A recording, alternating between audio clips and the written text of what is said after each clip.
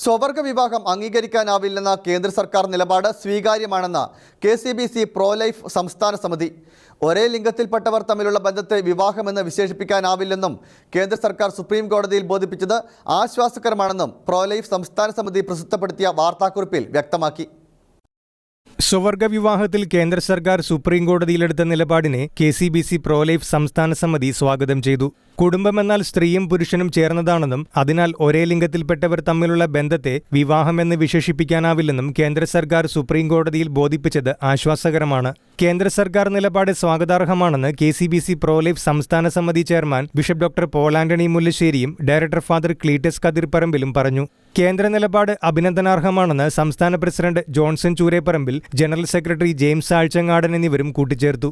സ്വവർഗ വിവാഹങ്ങൾ ഭാരത കുടുംബസങ്കല്പത്തിന് എതിരാണെന്നാണ് കേന്ദ്രം സുപ്രീം കോടതിയിൽ അറിയിച്ചത്.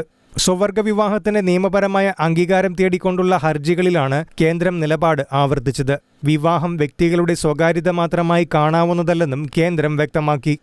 ഷിഗ്യാന ന്യൂസ്, കൊച്ചി.